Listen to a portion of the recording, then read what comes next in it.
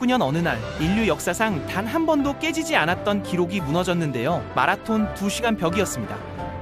138억 년 동안 그 누구도 해내지 못한 일을 엘리우드 킵초게라는 선수가 해냈거든요. 그런데 문제는 이 역사적인 순간 직후에 터졌습니다. 사람들이 킵초게의 발을 보기 시작한 거죠. 거기엔 나이키 베이퍼플라이가 있었고 이 신발이 부정행위 논란의 중심에 서게 됩니다. 급기야 올림픽에서 신발의 특정 버전이 금지되는 사태까지 벌어졌거든요. 오늘은 운동화 하나가 어떻게 스포츠의 공정성 논쟁을 촉발시켰는지 그 이야기를 해보겠습니다.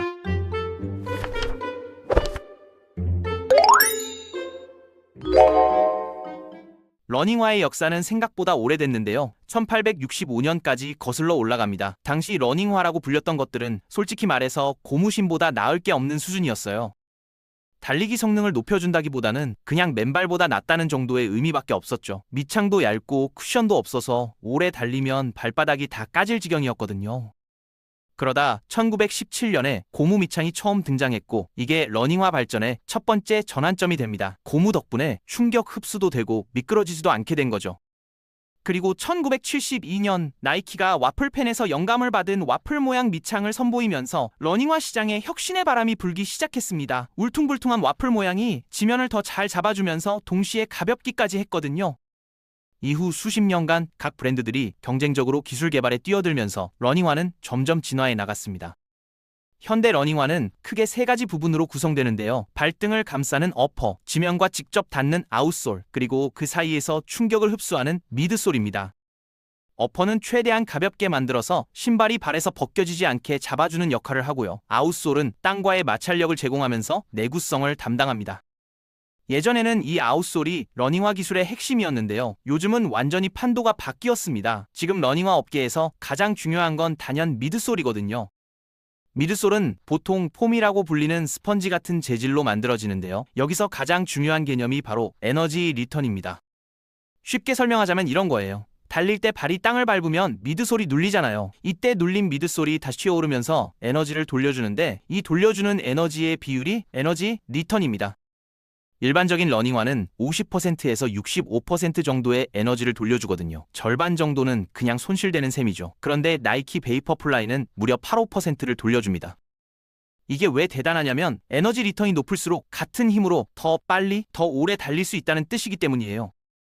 에너지 리턴을 제대로 이해하려면 두 가지 물리적 개념을 알아야 하는데요. 바로 수능성과 탄성입니다. 수능성은 압력을 받았을 때 얼마나 잘 눌리느냐 하는 거고 탄성은 눌린 후에 얼마나 잘 원래대로 돌아오느냐 하는 거죠. 해변에서 달리기를 해본 적 있으신가요? 모래사장에서 뛰면 유독 힘들잖아요. 그 이유가 바로 여기에 있습니다. 모래는 발을 디디면 푹푹 잘 꺼지니까 수능성은 좋은데 문제는 꺼진 모래가 발을 다시 밀어 올려주지 않는다는 거예요. 에너지가 모래에 흡수돼 버리고 돌아오지 않는 거죠. 반대로 시멘트 바닥을 생각해보면 아무리 세게 밟아도 바닥이 눌리지 않잖아요. 탄성은 좋을지 몰라도 수능성이 전혀 없는 겁니다. 결국 좋은 미드솔이란 적당히 눌리면서도 그 에너지를 잘 돌려주는 수능성과 탄성의 균형이 완벽한 소재라는 뜻이에요. 나이키 베이퍼플라이가 혁신적인 이유는 바로 이 두 가지를 완벽하게 잡았기 때문인데요. 핵심 기술이 두 가지 있습니다. 하나는 펫박스라는 특수 소재로 만든 폼이에요. 나이키는 이걸 주맥스 폼이라는 이름으로 마케팅했는데요. 아무래도 펫박스라고 하면 코감기약 이름 같으니까 더 멋있는 이름을 붙인 것 같습니다.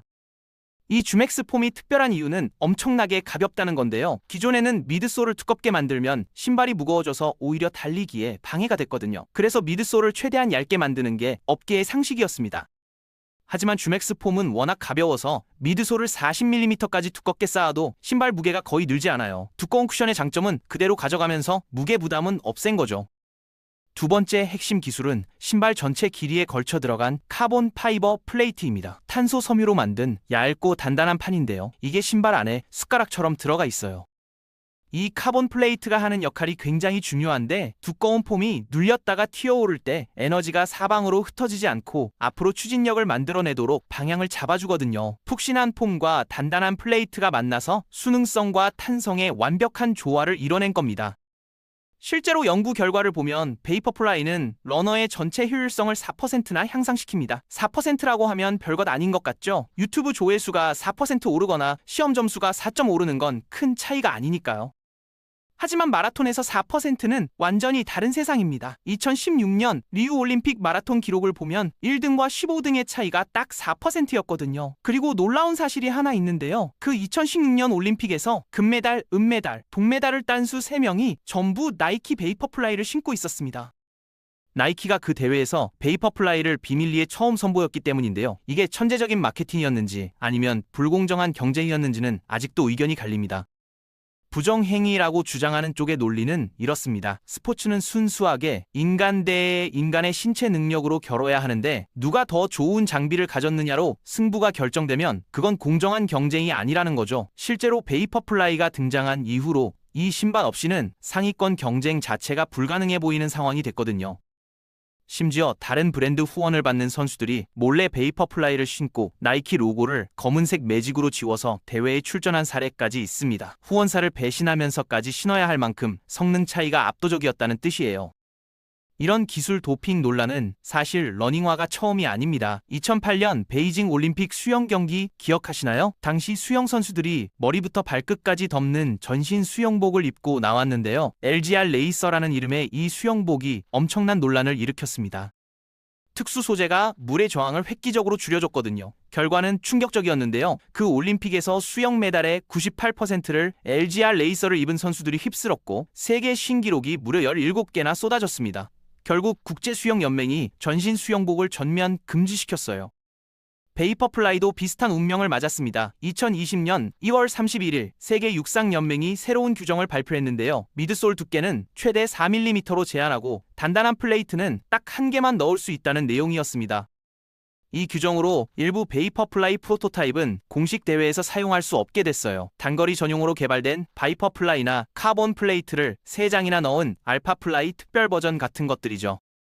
하지만 재미있는 건 나이키의 주력 제품인 기본 베이퍼플라이는 여전히 합법이라는 겁니다. 애초에 4mm 두께로 설계됐기 때문에 규정을 정확히 통과한 거예요. 어떻게 보면 규정이 나이키 베이퍼플라이에 맞춰진 것처럼 보이기도 합니다.